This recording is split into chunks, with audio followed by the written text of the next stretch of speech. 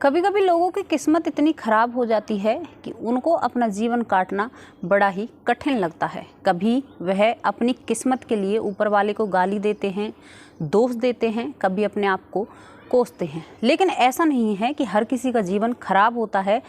बहुत लोग ऐसे हैं जिनका जीवन सुखमय कट रहा है, जिनकी गृहस्थी जीवन में कोई कमी नहीं है और ना ही पैसों की कमी है और ना ही किसी और चीज़ की कमी है।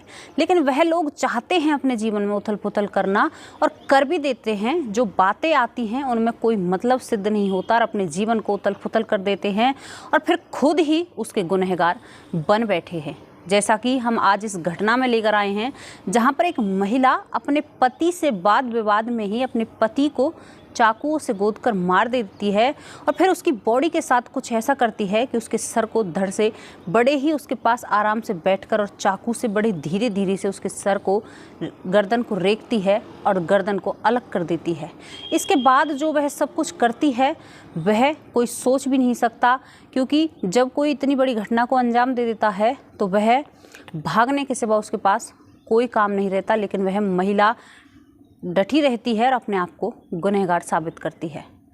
नमस्कार, स्वागत करती हूँ आप सभी का क्राइम टोटल में। इस घटना को पूरा जानना है तो वीडियो को लास्ट तक ज़रूर देखना होगा और देखना होगा एक महिला कैसा रूप धर सकती है, एक महिला क्या कुछ कर सकती है। दरअसल एक घटना है आंध्र प्रदेश के चित्तौड़ की। आंध्र प्रदेश के चित्तौड़ में वसुंधरा नाम की एक महिला है जिसकी उम्र 47 साल है। इसके पति का नाम रविचंद्र है, उम्र 54 साल है और इनका एक बेटा है जिसकी उम्र 20 साल है। बेटा पढ़ा लिखा कर तैयार कर दिया है, वह नौकरी भी करता है और अपनी पढ़ाई को आगे भी जारी रखता है और अपने माँ बाप को बड़े ही अच्छे से रखता है। लेकिन उस लड़के का जो रुझाव है, जैसे होता है दो दंपत्ति में, तो उस लड़के का रुझाव अपनी माँ की तरफ ज़्यादा है, क्योंकि कहने का मतलब है अपनी माँ से ज़्यादा प्यार करता है। समय निकल रहा है लेकिन इस लड़के के जो माँ बाप हैं, जो वसुंधरा है और रविचंद्र है, इन दोनों की धीरे धीरे समय के साथ अब बनती नहीं है। आपस में लड़ाई चलती रहती है, छोटी छोटी बातों पर इन दोनों में लड़ाई हो जाया करती है। इनकी लड़ाई चलती रहती है, समय कटता रहता है और जो इनका बेटा है 20 साल का, वह अपनी सारी कमाई वसुंधरा को देता है, ना कि अपने पिता को देता है। लेकिन पिता भी सक्षम है, कहीं पर काम करता है, अपने घर परिवार के लिए अच्छा खासा कमा रहा है। समय निकल रहा है, अब इसका बेटा नौकरी पर जाता है एक दिन और ये वसुंधरा घर पर अकेली होती है। लेकिन इस वसुंधरा का पति जो रविचंद्र है, वह भी अपने काम से छुट्टी लेकर उस दिन घर रुक जाता है। वैसे ही दोनों में नहीं बनती है। अब समय निकलता है, करीबन दोपहर का समय आता है और अब इन दोनों में आपस में लड़ाई बन चुकी है। किसी बात को लेकर दोनों में लड़ाई हो रही है और ये दोनों, एक बात और आपकी नोटिस के लिए बता दें कि ये दोनों आपस में इतनी गंदी गंदी गालियों का इस्तेमाल करते थे कि दूसरे सुनने वाले भी ये कहते थे कि कैसी इनकी दिमागी हालत हो रही है। पहले ऐसा नहीं देखने को मिलता था, लेकिन अब इन दोनों में काफ़ी लड़ाई हो जाया करती है और आपस में दोनों इतने गुस्से में प्रबल हो जाते हैं कि किसी को अपने सामने देख नहीं पाते हैं। अब इन दोनों में दोपहर को लड़ाई हो रही है, लड़ाई बहुत बड़ा रूप ले चुकी है। अब ये महिला कुछ भी नहीं है तो किचन से जो चाकू होता है वह उठाती है और अपने पति की तरफ बढ़ती है। पति जब देखता है, जो रविचंद्र होता है, वह कहता है कि अरे मुझे मार थोड़ी देगी, मैं इसका पति हूँ। मतलब वह अपने शांत स्वभाव में खड़ा है, अपनी बातें कह रहा है। उधर से महिला कह रही है। आप उस समय की हालत को समझ सकते हैं जिस समय की मैं बात कर रही हूँ। जब वह गाली गलौज चल रही हैं तो महिला अपने पति की तरफ अब जोर से भागने लगती है और अपने पति पर चाकू से वार कर देती है। पहला वार जब पति पर किया जाता है तो उसी वार में पति ज़मीन पर गिर जाता है और अपने आप को बचाने के लिए विलाप करता है, जैसे चीखता है। तो वह महिला जो वसुंधरा है उसके ऊपर बैठ जाती है और उसकी गर्दन पर वार कर देती है, जिससे उसकी आवाज़ निकलने से बंद हो जाती है।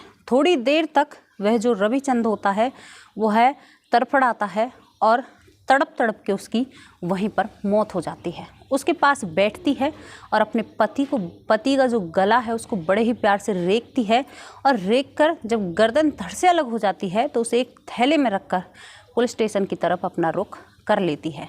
जब ये सब चीज़ें हो रही थी तो आसपास के लोगों को लग रहा था कि इनका रोज़ का काम है, रोज़ का ड्रामा है, रोज़ ये ऐसे ही लड़ते हैं, तो आज कौन सी नई बात है। किसी ने इस बात पर ध्यान नहीं दिया। वसुंधरा अपने पति के सर को ले जाकर थाने पहुंचती है और थाने में जो वहाँ का कार्यरत पर जो होता है उस पर उसकी मेज़ पर जाकर, टेबल पर जाकर वो थैला रख देती है। पुलिस वाला खड़ा हो जाता है कि आप कौन हो, ऐसे कैसे स्टेशन में किस लिए आई हो, क्या बात है क्या नहीं है। जब वसुंधरा पुलिस वाले के सामने कहती है कि इसमें एक सर है और अब तुम्हें तहकीकात करनी है, पुलिस वाला दंग रह जाता है।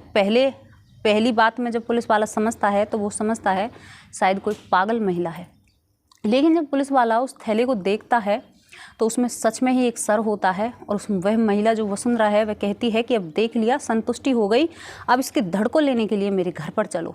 एक इतनी क्रूर भरी महिला कैसे हो सकती है, उसका दिल ऐसा कैसे हो सकता है। पुलिस वाले कहते हैं कि तुमने इसको क्यों मारा, तो महिला कहती है कि तुम मेरे घर चलो, सारी बातें मैं आपको वहीं बताऊंगी। पुलिस वालों को अपने साथ ले जाकर अपने पति की जो धड़ है उसे पुलिस के कब्जे में देती है और सारी बातें पुलिस के सामने रखती है। पुलिस वाले उससे पूछताछ करते हैं। पहले तो रूडली बिहेव नहीं था, लेकिन पुलिस वाले सोचते हैं कि तुम इतनी निर्दयी कैसे हो सकती हो। उससे जब पूछताछ की जाती है तो महिला कहती है कि मैं तंग आ चुकी थी, हमारी और इनकी रोज़ लड़ाई होया करती थी और मैं इन लड़ाइयों से तंग आ चुकी थी क्योंकि ये मुझसे बहुत गंदे वाक्य बोला करते थे और मैं भी इनसे बोला करती थी। मैं इन सब चीज़ों से तंग और दुखी हो चुकी थी और गुस्सा मुझ में इतना भर चुका था कि मैंने आज इस सब को निपटाना है, सब कुछ ख़त्म करना है और अपना जीवन अब मैं जेल में गुजारूंगी। यह बातें पुलिस वाले सुनते हैं।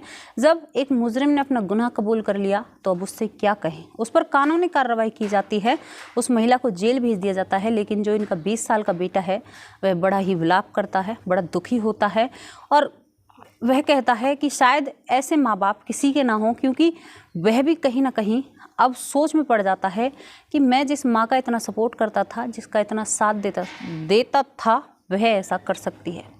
ये सब चीज़ें हो जाया करती हैं एक आम परिवार में, एक अच्छी खासी फैमिली में, जो बाहर से देखने में इतनी अच्छी लगती है कि देखकर ऐसा लगता है कि देखो भाई कितना अच्छा जीवन गुजार रहे हैं। लेकिन कुछ भी हो सकता है, तो ऐसी चीज़ों को अपने जीवन में ना दोहराएं। अगर आपके बीच में बन नहीं रही है तो एक जने को चुप रहना होगा। जब एक चुप रहता है तो एक बोल सकता है और जब एक बोलता है तो दूसरे को चुप रहना चाहिए। कहने का मतलब है एक दूसरे को समझिए, एक दूसरे के बारे में सोचिए। अगर उस महिला ने इतना जीवन उस व्यक्ति के साथ गुजार दिया था तो अब ऐसा क्या हो गया जो वह उससे इतनी दुखी हो चुकी थी। हालांकि उस महिला का कहना था कि मैं इसकी गालियों से, इसकी लड़ाई से परेशान हो चुकी थी। तो हमारा केवल इन घटनाओं को लाने का एक ही उद्देश्य होता है कि आप अपने जीवन में ऐसी बातें ना दोहराएं, अपने आसपास ऐसा ना होने दें। अपने परिवार में खासकर ध्यान रखें कि किसकी बन रही है, किसकी नहीं बन रही है। कहने का सीधा सीधा मतलब है कि अपने परिवार में ऐसी चीज़ें ना होने दीजिए, क्योंकि आपका परिवार आपके लिए बहुत खास है और इसको खास ही रहने दीजिए। आपस में एक दूसरे की बात समझिए। इस घटना से आपको क्या सीख मिली, उस सीख के बारे में हमें ज़रूर बताइए और आपकी जो भी इस घटना में राय है उस राय के बारे में बताइए। क्या वह महिला जो वसुंधरा थी, क्या वह सही थी? क्या उसका पति सही था? क्या उसके बेटे का फ़र्ज़ नहीं बनता था माँ बाप में कुछ कहा जाए, उनको समझाया जाए? लेकिन जो लोग नहीं समझते हैं ना, उनको आप कितना भी समझा लीजिए वह नहीं समझेंगे। कौन सही था, कौन गलत था, कैसी घटना थी, घटना अच्छी लगी या न लगी, इन सब के बारे में आपको अपनी राय रखनी होगी। कमेंट बॉक्स में हमारा साथ देना होगा ताकि हम लोगों को जागरूक कर सकें, लोगों को बता सकें कि हमारे आसपास क्या हो रहा है, क्या नहीं हो रहा। गुस्से में इंसान कैसा हो सकता है, अच्छे स्वभाव में इंसान कैसा हो सकता है, डिप्रेशन में इंसान कैसा हो सकता है। ऐसी ही बहुत सारी घटनाएं हम अपने चैनल पर लेकर आते हैं। इन्हीं चीज़ों से जुड़ी हुई घटनाएं लेकर आते हैं। बहुत लोगों का कहना होता है कि आप पर बस यही घटना है। साहब ये घटना हो ही इतनी रही हैं समाज में कि इनको बताते बताते हम भी परेशान हो जाते हैं। लेकिन लोगों को जागरूक करना ज़रूरी है। एक छोटी सी कोशिश है, अगर आप हमारा साथ दोगे तो ये कोशिश बहुत बड़ी बन सकती है। हमारा साथ दीजिए, हमें सपोर्ट कीजिए। अब आप लोगों से विदा लेते हैं, काफ़ी समय हो चुका है। नमस्कार, जय हिंद, जय भारत।